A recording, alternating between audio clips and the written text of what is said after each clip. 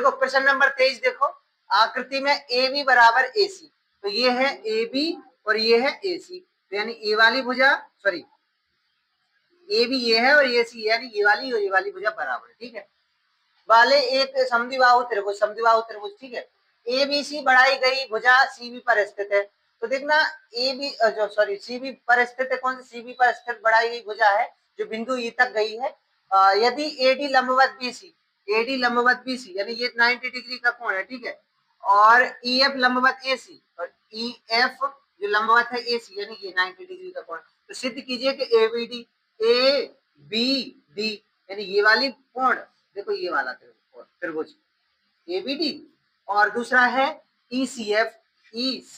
ये वाला सॉरी ई C F ये वाला, ठीक है,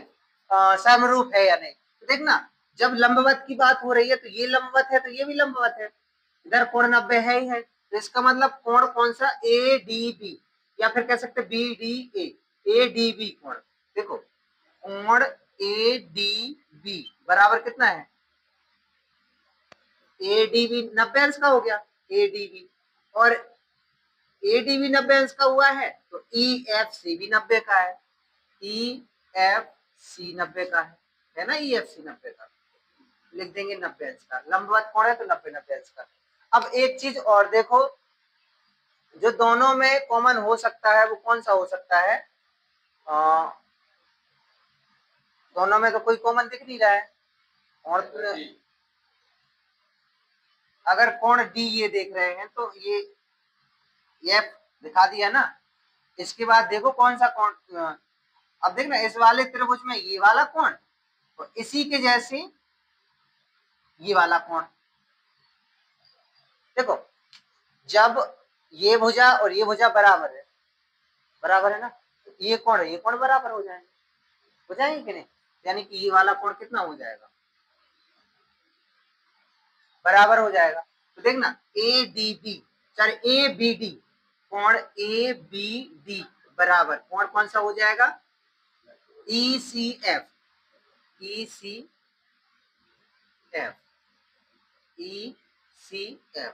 ठीक है, बराबर है। अब दो कोण बराबर हो रहे हैं, तीसरा ऑटोमेटिक बराबर हो जाएगा, कोण ए तो तीसरा तो ऑटोमेटिक बराबर हो जाएगा कौन सा, एफ ई सी और बी ए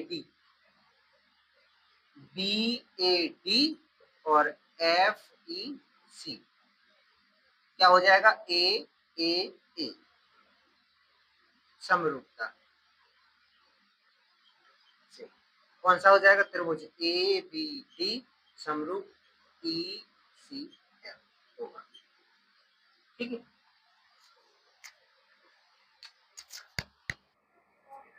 चलो इधर देखो प्रश्न नंबर 24, एक त्रिभुज एबीसी की भुजाएं ए बी और बी सी तथा मध्य का डी, देखो भुजाएं ए बी और बी सी ये है ए बी बी सी और मध्य का ए डी, एक अन्य त्रिभुज पी क्यू आर क्रमशः पी क्यू और क्यू आर और पी एम के समानुपाती है, यानी कि इनका जो रेशियो है वो समान,